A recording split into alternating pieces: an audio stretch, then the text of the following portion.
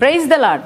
ఒంగోలు మరియు పరిసర ప్రాంత దేవుని ప్రజలారా, మీ అందరికీ నా హృదయపూర్వక వందనాలు తెలియజేస్తున్నాను. ప్రతి నెల 4వ మంగళవారం ఒంగోలు పట్టణంలో పరిశుద్ధాత్మ తైలాభిషేక మహోత్సవం జరగడం మీ అందరికీ తెలుసండి.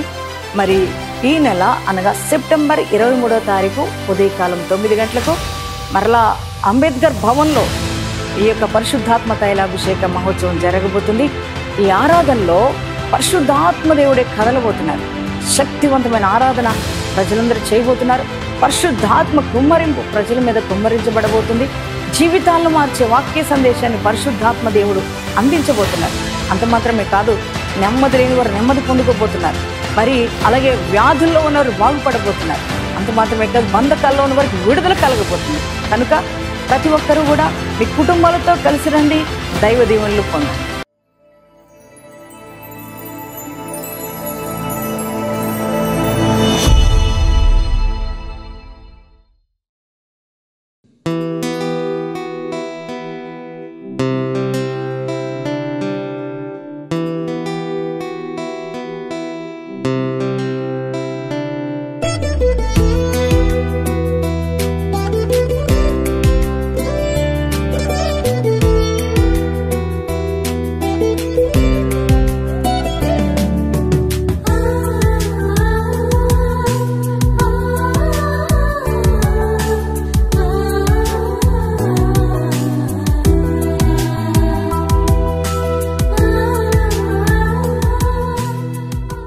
Praise the Lord. యేసుతో ప్రతిదినం అనే ఆధ్యాత్మిక కార్యక్రమానికి మిమ్మల్ని అందరినీ ప్రేమతో ఆహ్వానిస్తూ మీ అందరికీ నా హృదయపూర్వక వందనాలు తెలియజేస్తున్నాను.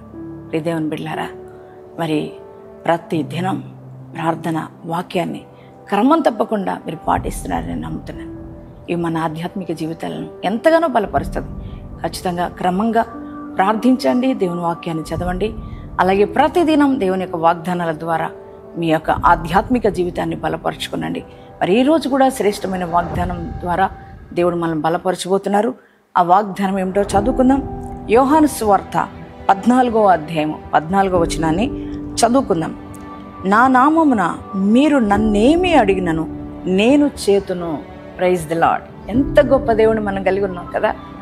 దేవుడు ఎంత చక్కటి శ్రేష్టమైన వాగ్దానం ఈరోజు మనకి ఇస్తున్నారు.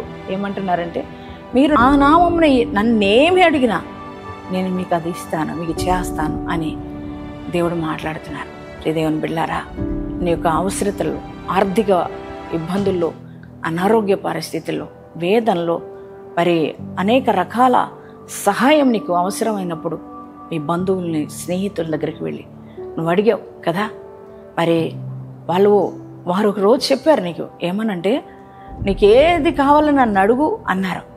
కానీ నీకు అవసరమైన పరిస్థితుల్లో నువ్వు అడిగినప్పుడు ఎవ్వరూ నీకు సహాయం చేయక ఈరోజు నిరాశ నిస్పృహలో ఉన్నావు కదా.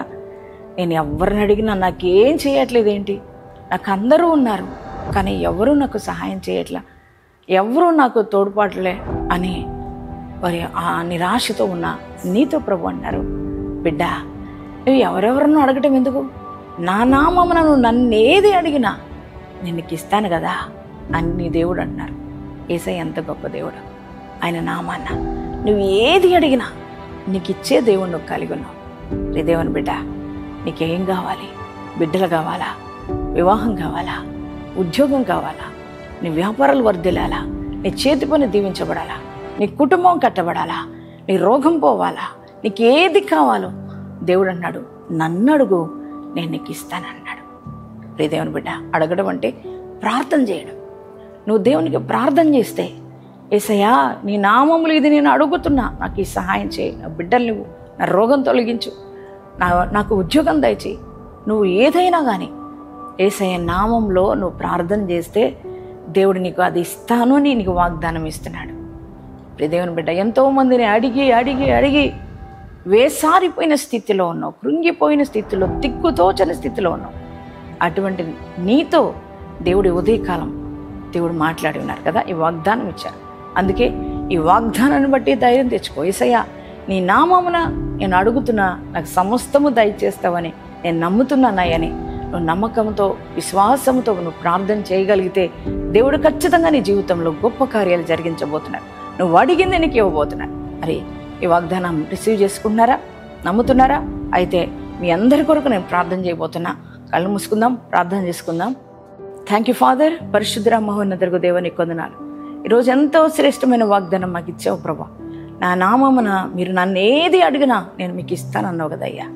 ఎంత గొప్ప దేవుడివయ్యా. నువ్వు సర్వాధికారివి, శక్తిమంతుడివి, సర్వమును మా కోసం చేయగలిగిన దేవుడివి ప్రభా. ఎదుగో నాయన, ఈరోజు నీ బిడ్డలు ఎటువంటి అవసరతల్లో ఉన్నారు అయ్యా. వారికున్న అవసరతల్లో మనుషులను అడిగి, బంధువులను అడిగి, స్నేహితులను అడిగి అయ్యా, వారికి ఎటువంటి సహాయం అందక నిరాశ నిస్పృహలో ఉన్న ప్రతి ఒక్కరితో మాట్లాడావు కదయ్యా. అయ్యా, మనుషులు సహాయం చేయలేరు, అడిగింది ఇవ్వలేరు. కానీ మీరు నీ నామంలో ఏది అడిగినా ఇస్తారన్నారు కనుక అయ్యా, నీ బిడ్డలు ఏది అడుగుతున్నారో నీ నామంలో అది వారికి అనుగ్రహించాలి. బిడ్డలు లేని వారికి బిడ్డలు ఇవ్వండి, ఉద్యోగాలు లేని వారికి ఉద్యోగాలు కలుగును గాక అయ్యా. వ్యాపారాలు దీవించబడును గాక, చేతి పని దీవించబడును గాక, వ్యవసాయ పని దీవించబడును గాక అయ్యా. సొంత గృహాలు లేని వారికి సొంత గృహాలు అనుగ్రహించబడును గాక అయ్యా. ఇదిగో తండ్రి నాయన, కోర్టు కేసుల్లో నీ బిడ్డలకు న్యాయం జరుగును గాక, భూ వివాదాలు పరిష్కరించబడును గాక, రక్షణ లేని బిడ్డలు రక్షణ పొందుకుందరు గాక తండ్రి. నీకే స్తోత్రాలయ్యా. అయ్యా, ఈరోజు నైనా ఏదైతే నీ పిల్లలు అడిగి ఉన్నారో తండ్రి, వాటన్నిటిని మీరు అయ్యా సమృద్ధిగా అనుగ్రహిస్తున్నందుకు వందనాలు. ఈరోజు మ్యారేజ్ డేస్ బర్త్డే చేసుకున్న ప్రతి ఒక్కరికి అయ్యా శుభములు పలుకుతున్నాం, ఆశీర్వాదం పలుకుతున్నాం ప్రభా. వారి జీవితంలో నిండైన బ్లెస్సింగ్ వచ్చును గాక, మెండైన దీవులతో నింపుదు గాక. ఈ దినమంతా నీ ప్రజెన్స్తో నింపి నడిపించండి. యేసు నామములో ప్రార్థిస్తున్నాను తండ్రి, ఆమేన్.